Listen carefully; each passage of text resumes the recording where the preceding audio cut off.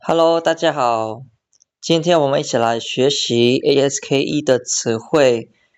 សួស្តីបងប្អូនទាំងអស់គ្នាថ្ងៃនេះយើងនឹងរៀនអំពីពាក្យដែលតាក់ទងទៅនឹង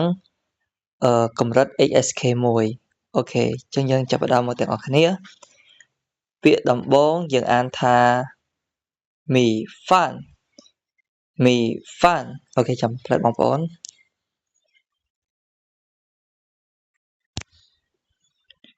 អូខេតោះពាក្យមីម៉អ៊ីមីសំឡេងទី3មី for and fun សំឡេងទី4 fun មីហ្វានបកប្រែថាបាយអូខេតោះជាបន្តទៀតផអ៊ីងភីងសំឡេងទី2ភីងអ៊ូអអួកើអួកួសំឡេងទី3ក苹果បកប្រែថាផ្លែប៉ោមអូខេតោះចឹងយើងទៅពាក្យបន្តទៀតពាក្យនេះយើងប្រកបថាឈឺអ៊ូអអួឈឺអួឈួនៅពេលដែលយើងប្រកបពាក្យឈឺនោះគឺយើងត្រូវ skip ថ្មចូលគ្នាហើយបន្ទាប់មកយើងបញ្ចេញសំឡេងឈឺយ៉ាចឹងឈឺអួឈួ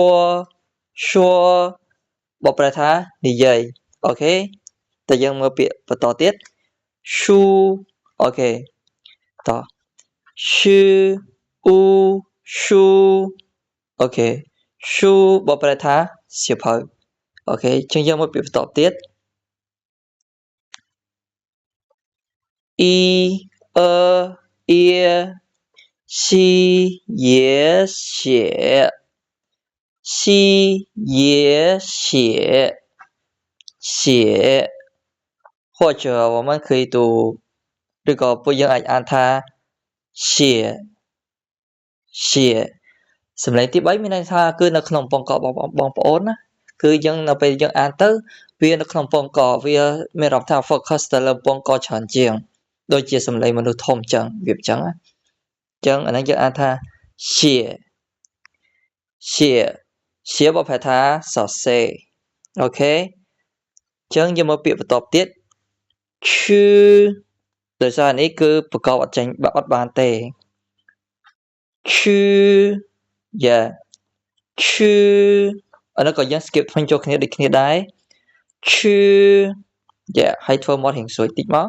ចឹងយើងអាចប្រកបពាក្យឈឺបានហើយពាក្យឈឺបកប្រែថាញ៉ាំឧទាហរណ៍吃饭បកប្រែថាញ៉ាំបាយអូខេឬក៏ពាក្យនេះឧទាហរណ៍យើងថា写字មានន័យថាសរសេរអក្សរអូខេ字បកប្រែថាអក្សរអូខេចឹងយើងទៅ clear បន្តទៀតទៅពាក្យបន្តទៀតអូខេចូលពាក្យនេះចុះ吃ជាមួយនឹង I អូខេ吃爱菜ដោយសារវាជាសំឡេងទី4吃爱菜បកប្រែថាម្ហូបឧទាហរណ៍吃菜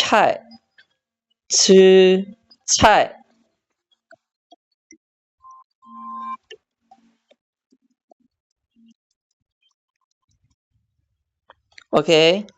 ឈឺឆៃបកប្រែថាញ៉ាំម្ហូបអូខេចុះយើងមើលពាក្យបន្ទាប់ទៀតឈឺបូកមួយស្រៈអាសំឡេងទី2ឆាឈឺអាឆាអាហ្នឹងក៏ប្រកបទៅជាអាហ្នឹងក៏ធ្វើមាត់ស្រួចហើយនឹង skip ថ្មីដូចគ្នាឈឺឲ្យតែមានបងប្អូនចំណាំឲ្យតែមាន h គឺយើងត្រូវ skip ថ្មីចូលគ្នាហើយធ្វើមាត់ស្រួចឈឺយ៉ា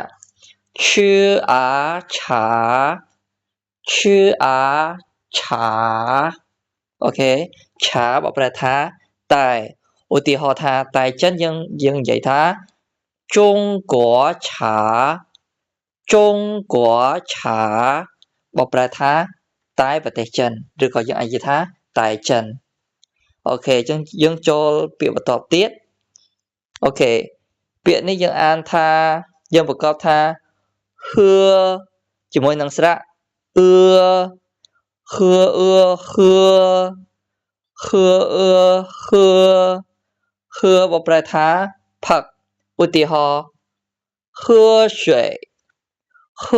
水ផឹកទឹកអូខេតោះជាយើងមកពីបន្តទៀតនឿ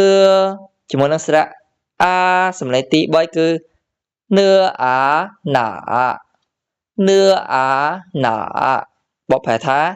ឯណាឬក៏ណាឧទាហរណ៍这本书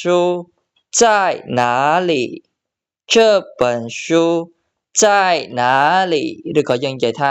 这本书在哪这本书在哪មានន័យថាតើសៀវភៅមួយក្បាលនេះនៅឯណាឬក៏នៅណាអូខេភាសាខ្មែរវាមានពីរឯណាផងឬក៏ណាផងមួយណាក៏បានដែរអូខេតោះចឹងថ្ងៃនេះគឺយើងមានតែប៉ុណ្្នឹងទេចឹងអរគុណបងប្អូនដែលតាមដានទស្សនាពីដើមរហូតដល់ចប់ចឹងយើងនឹងជួបគ្នាពេលក្រោយបន្តទៀត